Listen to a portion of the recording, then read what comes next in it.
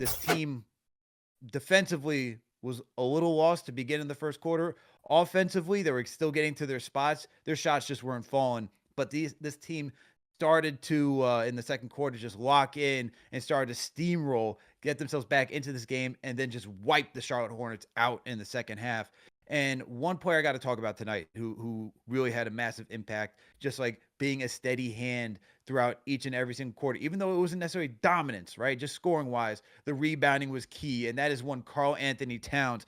Cat finishing tonight with, where is it right here? He got us 27 points on 9 of 15 for shooting, 2 of 5 from downtown, 7 of 9 from the free throw line. This man is bodying people, making sure that he's playing physical to get to the charity stripes, so that way he can continue to slow the game down and get those free points and get 16 boards. This man with another double-double, 2 assists after not, locking a single assist last game, which is just crazy. But Cat tonight continuing to put on a strong showing in his New York Knicks first season debut. You know what I mean? First year as a New York Knick, this man is constantly putting in that work and looking fantastic, man. What do you think about Karl Anthony Towns? Cat was great, man. What I really loved about him in the first quarter, especially, is like, he had some opportunities to kind of throw it up from three, and get hot early on. But what I've liked is in some of the games where either the team is struggling, it doesn't look like he's forcing shots. He's working down low, working hard on the boards. And these are not easy boards that he's getting. I know he's either first or top three in boards in the league right now. But if you look at the advanced stats, he's either around the middle of point of November, he was second only to Anthony Davis in contested rebound percentage. So that shows you that these are not finesse rebounds. They're not just long rebounds and they're just dropping into his hands. He's battling down there. And what were the allegations, Al, that Cat had to beat when he came here? He's soft. He's a finesse player. He doesn't want to do the dirty work. But we've seen every game since he's come here that he is willing to, roll his sleeves up, get a little messy. He's fit in very nicely into the culture of this team.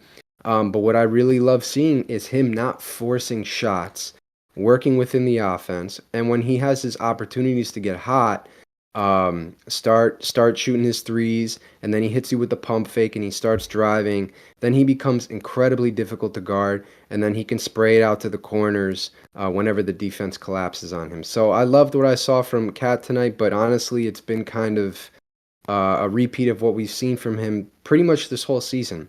Cat has been great, and he's a big reason for our success. He is a massive reason for the Knicks' success, and it's nice to now see that they don't shy away from him, because at the beginning of the season, it was just kind of like, all right, we got Cat going. Now it's time to figure out who else gets going in. Now this offense is starting to look a little bit more in sync, where tonight's a perfect night, right? This team is like can cut you in so many different ways, and it doesn't have to be one player. Jalen Brunson with his offensive brilliance in the first quarter, getting you 19 points efficiently. Then, as I mentioned, second quarter, it's Bridges and Josh Hart, the Villanova duo right there, just going to task. And then OG starting to pour in, I think, his 15 points in the third quarter. And then you top it all off with Karl Anthony Towns just closing out on the fourth. And that's the thing about this team, right? You got so many weapons at this point that you have no idea who's going to attack and from where. And with Karl Anthony Towns and Jalen Brunson being the two efficient, explosive, just offensive juggernauts out there who can run a pick and roll, pick and pop, whatever it may be, it's so difficult to cover. And Karl Anthony Towns, right? Like, we knew how good he was offensively in Minnesota, but you could see the maturity being in this Knicks uniform, and he's taken it to another level. And to see him just change, like, because we know him as a finesse player, but it seems like he's also trying to change from just being strictly a finesse player to being a rugged player who's willing, as you already discussed, trying to back people down in the paint and just body people. I mean, how many times the dunks today? The dunks. How about the one from Josh Hart to Karl Anthony Towns in transition, and he decides to not just attack one, two, but three Charlotte Hornets defenders and finish against all of them. And so that's the type of stuff that Karl Anthony Towns, yes, you could talk about soft physically. I think it's also mentally that people come to this, and just like some of the lapses that he has in the postseason that he has to work through as well. But when you just watch how he's been the beginning of this season, he's just been on top of it. Josh Hart, another guy who's just been stepping up, becoming a knockdown shooter. Like that's just been shocking revelation. Like this guy is now shooting 37%, like over 37% from downtown, averaging about 3 attempts per game. But this guy is just scoring efficiently and effectively with his threes, mid-range jumpers, finishing layups. Josh Hart, like we talk about this guy being the do everything. Tonight he finishes the game with 18 points. And I'm just like, it was like it's amazing, and it's just fascinating. I don't even know if it's strange, it's just fascinating that Josh Hart can now get out there and go get 18 points. I know it's just like you look at the entire roster and there's so many players that have to be defended, but Josh Hart getting 18 points, man, his and efficiently is what the big thing is. That's just fantastic, especially considering he does everything else, all the gritty work for this team. Yeah, and you could tell the Hornets' game plan was to sag off him. They did that a lot, especially in the first half. He just burned them straight up. I mean, he had something to say to LaMelo, I think, after he hit his third three. And I held up three fingers to LaMelo when he was running down the sideline. I mean, listen, we talk a lot about this Knicks offense, which is already ranked number 1 in the league. If you have Josh Hart consistently hitting threes, I mean, I, that's it. I don't know, what do when you're trying to game plan defensively for a team, you always look at probability. Who can I hedge off of a little bit because I have to really pay attention to these guys that draw a lot of double teams or they create a lot of gravity. Josh Hart is always going to be somebody because of his history that teams are like, this is the guy that we can afford to let shoot a little bit of out of the other guys that are on the court. But him becoming a consistent shooter like he has this year and how efficient he is in the paint, it's been immense for our team. It's been great for our offense. It's just fun to watch too, man. Like Josh Hart is just honestly, I don't care that it's a homer thing or I'm a Knicks fan, but he's just incredibly fun to watch. His level of activity is always there. I think one of the assistant coaches in the game was talking about, he's been putting in the extra work in terms of his shooting to make sure that he's not that odd man out on the court that you can leave open. So, And again, that was stolen Josh by. Hart just makes it that much more difficult to guard us. Absolutely, man. And if you're gonna get guys who are just going to just, you know, be your fifth guy in that starting rotation and casually drop 18 points, it's going to be a difficult time to guard this Knicks team. And look, over the last 6 games played, Josh Hart is averaging 61% from the field and knocking down 53% of his threes. Like I said, it's low volume. It's three attempts per game, but still, that's very effective, very efficient for him. And then on top of that, he's getting you 8 boards. He's getting you 5 assists.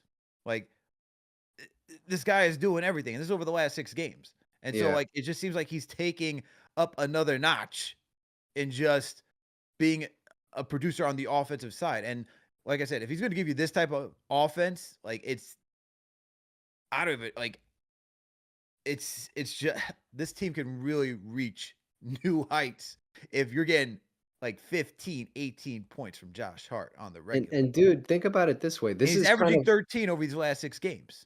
yeah, no, it's been incredible. And think about like this is how he was shooting when we first traded for him.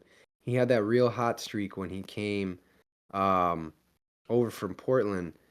And think about like look back at that trade, right? The Cam Reddish deal, whatever the pick we gave. Like I at the time I liked the deal, but I would have never thought at the time that Hart would become such a big part of the team, huge part of the culture, the do everything guy. I mean, just that trade has worked out so immensely in our favor that you look back at it today and it's honestly it's probably one of the most important deals he probably doesn't get the publicity that maybe like the OG or the Cat deal will get when it's all said and done. But that Josh Hart deal is incredibly important to just the foundation of who the Knicks are. We got Harrison on the line. My guy. What's going on, Harrison? How you doing tonight? I'm good, Alex. How you doing, man? Jeff, nice to meet you. Shout out to all the regulars. Shout out to everyone behind the scenes making this happen. Everyone hit that like button for your boys. Um, yeah, great win tonight. Another great one, 4 in a row. And I'm very impressed with this team. I do have a couple of concerns, particularly Mikal Bridges playing 47 minutes essentially in a blowout win against Charlotte in December. I mean, that is that's a lot to ask of him. He's in great shape and he's doing it, and you got to give him credit. And I'm pro Tibbs. I like Tibbs a lot. He's earned my respect, but Mhm. I just don't understand playing him that many minutes in a blowout win like this. Um, but Are you I starting think to join the Mikhail's minutes really been police, stepping up. Harrison? Are you just telling me that you're trying to join No, the minutes that's the police? thing. Undercover Well, there's military. a different. You Are you the I ops? don't Is care that what when you're the telling me? starters. Are you the ops that you're just ready to come out and say, "Hey, I'm the minutes police"? That is not the case, Alex. And I I don't care when they play 40 minutes, but 47 is kind of a stretch. He's already playing the most minutes in the NBA this season. But I just wanted to touch on that. I think Mikhail's been playing great. We talk a lot about recognition. I think OG deserves that all-star spot. Um, and whether or not he gets it, we have 3 all-stars on the team, and that is deadly. And I, the team is really gelling, and OG is doing everything, and it's just amazing to watch. And I got a stat for you. Hmm. We talk about leading the league in free throw percent. This Knicks team is currently on pace to be the best free throw shooting percent team of all time. Wow. Yeah, Of all time in the yeah, league or they're all time of all Knicks? all time in the league for any team. Wow. Holy cow. You know who's gonna say let's We're ruin that shooting party? Mitchell Robinson when he returns. Mitchell Robinson. Uh, you know, Um, no, but I mean they're shooting 84.1%, and the offense clicking is one thing, but when you are that good from the free throw line, it really shows me something else. Mhm. Um, and before I get out of here, I have a kind of a weird potential trade target I want to get your thoughts on. So I Mm. don't think the team needs a trade, and in fact, this isn't even someone who would be in the rotation. Just kind of wing depth, injury insurance, veteran leadership type of move. Mhm. So the Bulls are essentially open for business. And if Marcus Morris isn't walking through that door, I'm curious what you guys would think about a player who is a veteran, can play that injury replacement small forward, and he would cost less than a first round pick. And that's Torrey Craig. Torrey I'm Craig. curious what you guys would think about. I'm curious, he's not the most exciting acquisition, but I feel like the team is missing a little veteran leadership because our oldest players campaign at 30. And I'm just curious to get your thoughts on that. All right, appreciate the call, Harrison. And that look, we're getting early. Appreciate the call as always, my man. Always welcome to call back in. As always, appreciate the conversation Thank you, and bro. no Have a good doubt. week. You too, good sir. You too. Uh Torrey Craig. We are getting ready for trade talks. I don't like this is where we need some cap experts, man. What is the cost to even doing this type of business at this point? I mean, we are like shy under the salary cap from getting to that second apron. Are we even willing to like make a deal to bump ourselves into that threshold and to like limit what we could do for I don't know if that I don't even know if that would I truly there's a lot of moving parts to that in my I'm opinion. sure there's ways to make it work where either we do exact salary so that we're not taking on money. Um, it's funny, I haven't looked at Torrey Craig in like a while. I remember like there was a season or two ago where he was actually playing some really good minutes. Um, well, he was good on the Pacers for a decent amount. He was like a really solid forward for them. Could hit open shots, played really good defense. He's strong, man. Like that's one of his biggest assets. Like he's just a big dude. Like not in terms of height, but just solid. Um, also dating Meg The Stallion, I think. Not I don't know that matters, but certainly interesting. But Yeah, I So mean, more I don't know, celebrity to Tory. celebrity role. That's what you're looking for, huh? That's it. That's it. You know. I see what's going on Um, here. Harrison Dolan thinking like 3 steps ahead. but Torrey Craig's a solid player. I don't know. It's funny because we're gonna be coming out actually with an article in the newsletter talking about trades maybe in like a week or so. Be interesting to see what names we come up with. But Torrey Craig is not a bad one by any stretch of the imagination because he gives you depth and he does things that the Knicks either need or already do well, and he can just kind of like supplement that. For sure. And let's see, looking at Torrey Craig right now, recently played on the 29th against the Boston Celtics. He's currently on the Chicago Bulls. He has played a total of 6 games this season. Um, Not necessarily doing the greatest right now.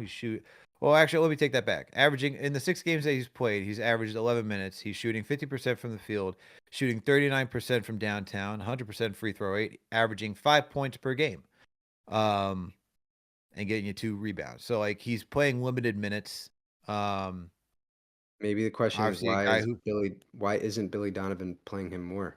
I don't know.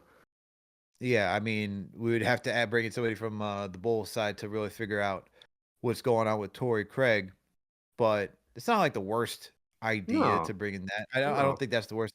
Although I think this team might look more towards like the buyout market and try to get somebody out on the cheap so that way they Could don't see have to go that. into the second apron. I think that's what's most likely going to happen. Also, we were talking before we got on the show about Shamit. That could be another Yeah. option. I mean, there's only so many players that you could bring onto the roster.